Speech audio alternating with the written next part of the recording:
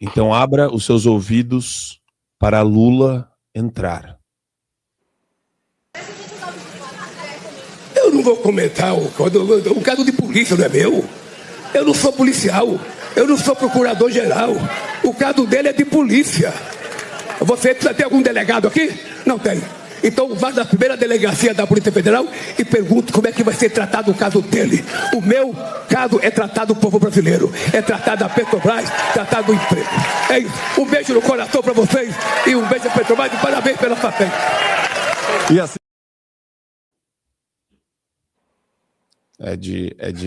olha, vou falar para você, e ainda tem um Montanha, hein? Vamos pôr o Montanha aí para melhorar ainda mais a nossa manhã. Vai, Montanha! Agora, deixa eu chamar uma sonora aqui, porque o deputado Paulo Pimenta, que é líder do governo na Câmara, defendeu o uso de tornozeleira eletrônica por Flávio Bolsonaro. Segundo ele, há um risco de fuga.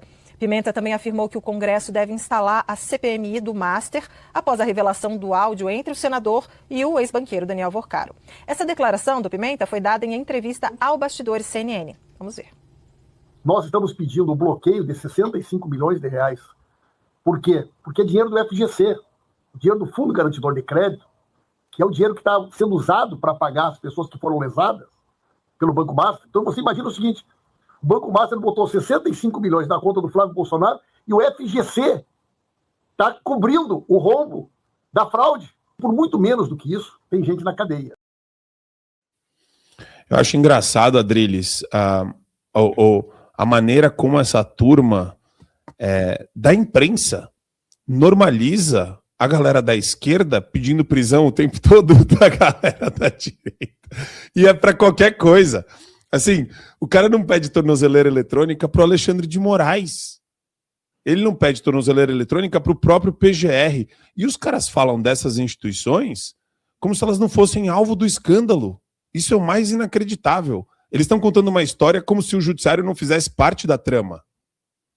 Cara, mas só uma coisa, dentro desse universo conspurcado, em que as instituições foram corrompidas e foram golpeadas por dentro, eles têm, no sentido pragmático e sórdido do tempo, razão.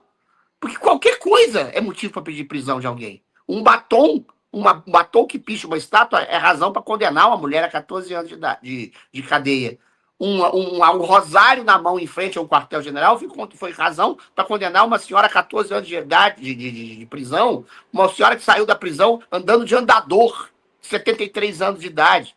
Então, quanto mais um diálogo com o Daniel Vorcaro, alguém que fez um joinha para a possibilidade, sei lá, dos militares tomarem o poder num grupo de WhatsApp privado, foi colocado num inquérito. Quando a justiça é tomada por absolutos corruptos e golpistas, você pode pedir prisão de quem quer que seja, de qualquer adversário político, porque essa justiça está perseguindo politicamente o grupo adversário desses que estão pedindo prisão. Quando o Lula fala que esse é um assunto de polícia, ele devia falar de si mesmo, não é? Ele foi condenado a uma década de cadeia em 3 instâncias por uma dezena de juízes por ter recebido propina da OAS, da Odebrecht, por ter comandado mensalões, petrolões, e não é à toa que ele estava na Petrobras, e o meu assunto é Petrobras, sim, a Petrobras foi colocada como propinoduto do seu bando, não é? Então, essa gente que projeta nos outros os crimes que eles cometem, eles têm um grande aliado, que é o próprio judiciário brasileiro. Infelizmente, boa parte do próprio judiciário brasileiro está corrompido, está enviesado, está mancomunado com o governo federal, até porque eles tiraram o assunto de polícia, como diz o Lula, da cadeia, e o assunto de polícia, que é o Lula que estava preso, tornou-se presidente da República graças ao TSE, que é o puxadinho do STF. Então, eles projetam o STF ou a Procuradoria-Geral da República como aliados políticos, que acabaram sendo. Então, o caso do Brasil, eu sempre falo isso, é o caso de uma democrática, para não ser preso também, insurreição civil. Porque se as instituições são tomadas, tudo está tomado, a República inteira está conspurcada, inclusive a grande mídia, que é enviesada e que faz uma comparação entre uma dívida normal e um juiz que recebe dinheiro para fazer lobby de um julgado. Ou seja, é absolutamente normal do ponto de vista sórdido e canalha do tempo você pedir a prisão de adversários, que é isso que está acontecendo no Brasil. Muito bem. E Posso só dar um ponto aqui, Marco? claro. E já tem um tempo que a gente fala sobre isso aqui. Inclusive, a deputada Júlia Zanata teve uma vez que me convidou para uma audiência pública junto com o Ivans Granda para falar sobre essa questão. E eu falo isso também todo dia, quase, nas minhas redes sociais, mas vou falar de novo. Eu vou só repetir basicamente o que o Adriles falou aqui. Os deputados de esquerda, principalmente do Partido dos Trabalhadores, estão utilizando... Aí não vou colocar o judiciário inteiro, não, Adriles. Vou colocar especificamente 2 pessoas. Estão utilizando o senhor Paulo Gonet, procurador-geral da República, e o senhor ministro Alexandre de Moraes, que é relator de inquéritos que a gente nem sabe que existem, como, vamos dizer assim, objetos de lawfare contra os adversários políticos da direita. Eles estão tentando instrumentalizar o direito penal para atingir os adversários políticos da direita. Quem fazia isso antigamente era o Randolfo Rodrigues.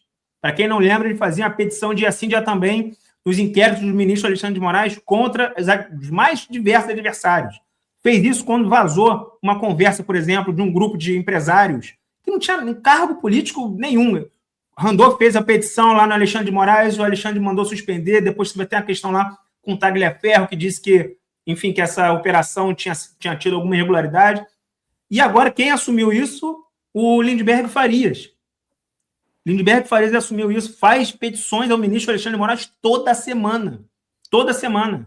E aí, por que eu acho que ele faz isso? Além, né, de ter esse objetivo de prender os adversários, né? Prender e afastar a política dos adversários. E, para isso, conta com a conivência do Paulo Gonet e do ministro Alexandre de Moraes. Não conivência de objetivo, mas conivência com a prática, porque não fazem nada e poderiam fazer, mas não fazem nada para impedir.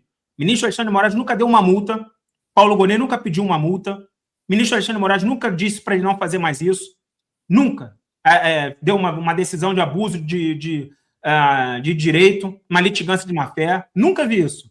Paulo Gonet, mesma coisa, nunca pediu para que ele seja impedido de fazer essas petições, muito pelo contrário. Né? Às vezes até concordava com a tese, como foi o caso do monitoramento lá na casa do ex-presidente Jair Messias Bolsonaro, que surgiu de uma petição do Lindbergh. E por que ele faz isso? Porque ele não tem uma resposta à altura.